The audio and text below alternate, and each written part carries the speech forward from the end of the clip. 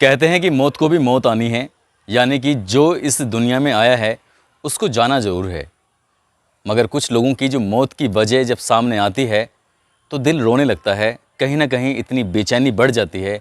ऐसा लगता है कि अब समाज में वो वाला प्यार जो पहले कभी किसी ज़माने में मिला करता था, वो शायद अब धीरे धीरे अपनों के बीच भी ख़त्म होता चला जा रहा है। दूसरों से, गैरों से तो दूरियां बढ़ ही रही हैं, मगर अब अपनों पर भी विश्वास करने लायक बातें कम बची हैं। आज की कहानी भी ऐसे ही संदेश देती है कि कुछ ही वजहों के लिए, कोई बहुत बड़ी वजह नहीं थी, कुछ ही वजह के लिए उसने न केवल अपनों का कत्ल कर दिया, बल्कि हमेशा हमेशा के लिए एक परिवार को उजाड़ दिया और साथ ही अपनी ज़िंदगी को भी हमेशा के लिए नर्क में धकेल दिया। आदाब, नमस्कार, सत श्री अकाल। मैं उस्मान सैफ़ी। आज की जो सच्ची घटना मैं आपको सुनाने जा रहा हूँ, ये सच्ची घटना है पश्चिमी बंगाल के कोलकाता शहर की। दरअसल यहाँ का एक थाना है बहेला, और इसी थाना क्षेत्र का एक पौष कॉलोनी है जिसका नाम है परनाश्री। इस पौष कॉलोनी में एक दंपति अपने 13 साल के बच्चे के साथ रहता है। ये परिवार बेहद खुश है, और क्योंकि इस परिवार की सभी तरह की ज़रूरतें पूरी हो रही थी। समाज के लिए ये परिवार बहुत अच्छा है, सब लोग इस परिवार की तारीफ़ भी करते हैं। मगर कुछ ऐसा था जो कुछ लोग ही जानते थे इस परिवार के बारे में। आज 6 सितंबर की शाम लगभग 7 साढ़े 7 बजे के आसपास का वाक़या था। तपन बैंक से काम कर जैसे ही घर पहुंचता है तो दरवाज़ा खुला हुआ था। वो दरवाज़ा खोलकर जब घर में अंदर प्रवेश करता है तो जाकर देखता है जगह जगह खून की छींटे पड़े हुए हैं, और आगे बढ़ता है तो रसोई में उसकी पत्नी सुष्मिता की लाश पड़ी हुई थी, और वो खून से लथपथ पड़ी हुई थी। उसके देखते ही वो चीखता है, चिल्लाता है, रोता है, बिलबिलाता है, और जैसे ही वह अपनी बेटी की तलाश में जुटता है तो उसका बेटा बेडरूम में बेड पर खून से लथपथ पड़ा हुआ था। ये नज़ारा देखने के बाद उसकी आंख से आंसू नहीं रुक रहे थे, और देखते ही देखते आस पड़ोस के लोग भी घर के अंदर आ जाते हैं, और इस नज़ारे को देखने के बाद किसी के भी रोंगटे खड़े हो जाते थे। इसके बाद मौके पर पुलिस को बुलाया गया। पुलिस मौके पर आती है। पुलिस ने दोनों शवों को कब्जे में लेकर पोस्टमार्टम के लिए भेजा, और घर को देखा तो घर का जो सामान है वो उथल पुथल पड़ा हुआ है, इधर उधर बिखरा हुआ पड़ा है। पुलिस के लिए ये एक बड़ा सवाल था कि इन दोनों को किसने और क्यों मारा।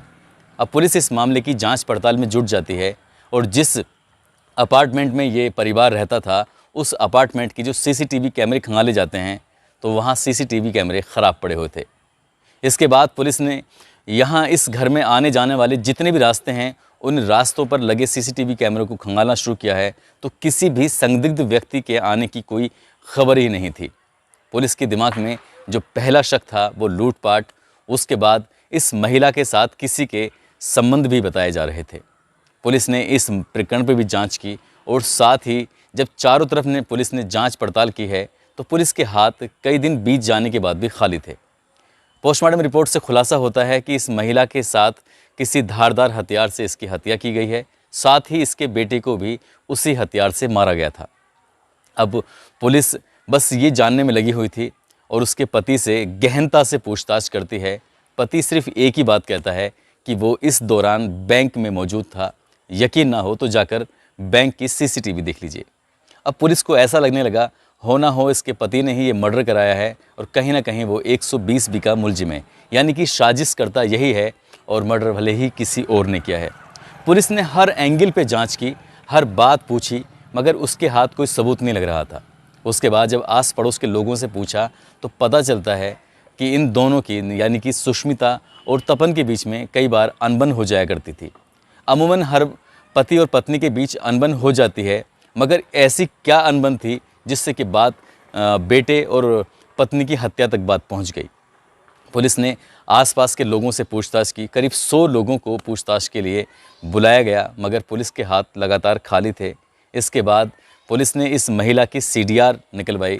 जो मोबाइल की सीडीआर निकल के आती है तो उसके कॉन्टैक्ट में लगभग 6 ऐसे जने थे जिनसे वो अक्सर बातें किया करती थी, जिनमें उसका नंबर 1 पर पति से भी बहुत सारी बातें होती थीं, और परिवार रिश्तेदार के लगभग और 5 सदस्य थे जिनसे उनकी बातें होती थीं। पुलिस ने उसके पति यानी कि तपन को हिरासत में ले लिया, और साथ ही उन 5 लोगों को भी हिरासत में लिया जिन पर पुलिस को शक होता है।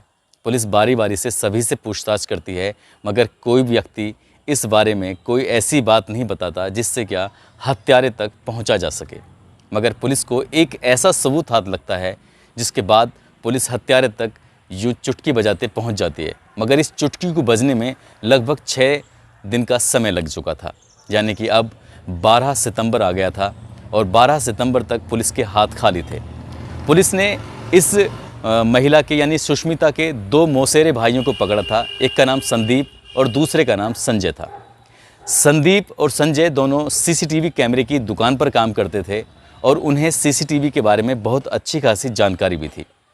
मगर पुलिस ने जब इनसे पूछा कि तुम उस दिन कहाँ थे जिस दिन क्या एक घटना हो रही थी, तो वो अपने बार बार बयान बदल रहे थे कि हम फला जगह सीसीटीवी ठीक करने के लिए गए थे, उस जगह सीसीटीवी ठीक करने के लिए गए थे। पुलिस उन्हें जहाँ जहाँ भी लेके जाती है वहाँ वहाँ नेगेटिव रेस्पॉन्स मिलता है कि ये 6 तारीख को यानी कि 6 सितंबर को हमारे घर पर आए नहीं थे। अब पुलिस का जो शक था पति से हटकर मौसेरे भाइयों की तरफ टिक जाता है। पुलिस जब उन दोनों से यानी कि संजय और संदीप से सख्ती से पूछताछ करती है तो वाकई चौंकाने वाला खुलासा होता है। दरअसल ये सुष्मिता पेशे से टीचर थी, घर संपन्न था और उसको सोना जोड़ने का बहुत ज़्यादा शौक़ था। उसने अपने घर में कुछ ऐसी ज्वेलरियाँ अपनी इकट्ठी की हुई थीं अपने पति की कमाई से और ख़ुद की कमाई से। वो हमेशा बहुत खुशहाल रहती थी और दूसरों की मदद भी किया करती थी। इसी बीच संजय की भी उसने मदद ही की थी और मदद करने के बाद उससे एक गलती हो जाती है, वही गलती उसकी हत्या का कारण बन जाता है। दरअसल संजय ने ये कहा था कि ये बात मैं तुमसे पैसे उधार लेता हूँ तो ये बात कभी किसी भी कीमत पर मेरी माँ को मत बताना, क्योंकि मेरी माँ की नज़र में मेरी बहुत अच्छी इमेज है। यदि उसे पता चलेगा कि वो अपनी बहन से पैसे लेता है तो शायद ये गलत हो जाएगा। मगर सुष्मिता ने बातों ही बातों में अपनी मौसी से ये जिक्र कर दिया कि संजय अक्सर मेरे पास आता है और मुझसे कुछ ना कुछ उधार लेके चला जाता है। वो रकम ज़्यादा बड़ी नहीं होती है, कभी 1000 रुपये, कभी 2000 रुपये, कभी 10, कभी 5। मगर ये बात जब उसकी माँ को पता चलती है तो माँ संजय से पूछ बैठती है कि आखिरकार तुम अपनी बहन से इतने पैसे उधार क्यों लेते हो, क्या करते हो इतने पैसे का। उधर संजय का जो काम था वो इतना अच्छा नहीं चल रहा था, इसीलिए वो सुष्मिता से पैसे लिया करता था। और आज 6 सितंबर को वो उसके घर पहुंच जाता है और घर जाने के बाद उसे धारदार हथियार की नोक पर ले लेता है और कहता है कि जो भी तुमने सोना अपने घर में जमा किया है वो सोना मुझे चाहिए। एक बात मैं आपको और चलते चलते बता दूं, सुष्मिता बहुत ही होशियार थी, चालाक थी। वो कभी भी किसी गैर के लिए अपने घर के दरवाजे नहीं खोलती थी। जब उसका पति आता था या उसके रिश्तेदार आते थे तो दरवाजे घर के सिर्फ उसी के लिए खुलते थे, मगर ये दरवाज़ा भी अपनों के लिए खुला था। इसलिए पुलिस को यहाँ भी शक था कि हो ना हो कोई अपना ही था जो इस हत्याकांड में शामिल था। दरअसल जैसे ही दोनों घर आते हैं, घर आने के बाद ये बैठ जाते हैं। सुष्मिता इन्हें देखते ही बहुत खुश होती है और खुश होने के बाद कहती है कि भैया आप दोनों बैठो और मैं आपके लिए चाय बना के लेके आती हूँ। मगर उनके दिमाग में कुछ और चल रहा था और वो पीछे पीछे उसके रसोई तक पहुँच जाते हैं और धारदार हथियार के नोक पर लेने के बाद अपनी बहन से कहते हैं कि जो भी तुमने ये जमा पूंजी है, सोना चांदी जो भी इकट्ठा किया है वो मुझे हर हाल में चाहिए। यदि तुमने नहीं दिया तो हम दोनों भाई मिलके तुम्हें मार देंगे। अब सुष्मिता गिड़गिड़ाती रही और रहम की भीख मांगती रही कि मुझे छोड़ दो, मेरे पास कुछ भी सोना नहीं है, तुम्हें गलत फहमी हुई है।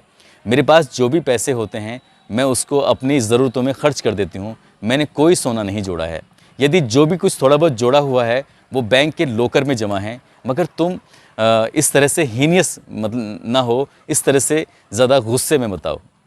संजय को और संदीप को बार बार समझाने की कोशिश की जाती रही, मगर वो अपनी ज़िद पर अड़े रहे और उसको पकड़कर वो बार बार एक कमरे से दूसरे कमरे में और सेफ अलमारी हर जगह वो जाते हैं, सामान को इधर उधर फेंकना शुरू कर देते हैं।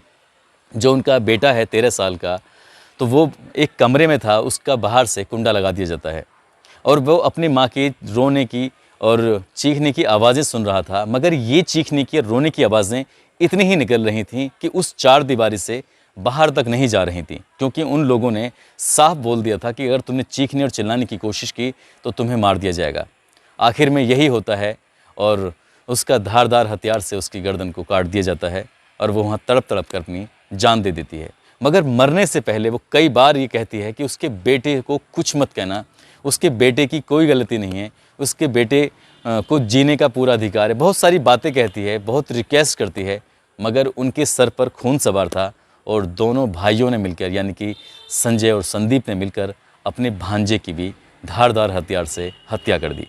हत्या करने के बाद जब पुलिस इन्हें पकड़ती है, गिरफ़्तार करती है, तो ये एक एक वाक़या बताते हैं और साथ ही ये भी बताते हैं कि उनको ये मालूम था कि सुष्मिता ने बहुत सारा धन इकट्ठा किया हुआ है, इसीलिए वो धन को प्राप्त करने के लिए उन्होंने ये इस घटना को अंजाम दिया है। पुलिस के दोनों सवाल यानी कि क्यों और किसने, इनका जवाब मिल चुका था। पुलिस को ही नहीं, आसपास के इलाके में जितने लोग थे उनको भी ये जवाब मिल चुका था। आखिरकार सुष्मिता को किसने मारा है और क्यों मारा है। जब जब लोगों को ये बात पता चली, सोशल मीडिया पर जैसे ही ये हत्या का खुलासा वायरल होता है, तो लोगों को सुनने के बाद बहुत ही दुख होता है कि वो लड़की, वो महिला अपने भाइयों की लगातार मदद कर रही थी और वो अपनी हैसियत से कहीं ज़्यादा मदद करने की कोशिश भी करती थी। ये कोई बड़ी गलती नहीं है कि उसने अपनी मौसी को ये बता दिया था कि संजय उसके घर आता है और उससे पैसे मांगता है। इसमें कोई बहुत बड़ी बात नहीं है। बड़े होने का कुछ तो उसने फ़र्ज़ अदा किया था, उसने कोई उसके बारे में बुरा नहीं सोचा था। कभी कभी ऐसी कहानियों को, ऐसी सच्ची घटनाओं को सुनने के बाद दिल बहुत परेशान हो जाता है कि अपनों पर भी अगर भरोसा नहीं कर सकते तो दुनिया में किस पर भरोसा कर सकते हैं।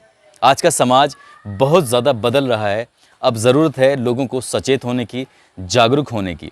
मैं अपने चैनल पे इन कहानियों को इसलिए सुनाता हूँ ताकि इन कहानियों को सुनने के बाद आप सतर्क रहें, सचेत रहें, क्योंकि आपके आसपास भी इस तरह की घटनाएं घटती होंगी और ये घटनाएं हमेशा इसलिए सुनाई जाती हैं ताकि आपके जीवन काल में इस तरह की घटनाएं ना घटें। तो दोस्तों, आप अपना ख्याल रखें, सुरक्षित रहें। जय हिंद, जय भारत।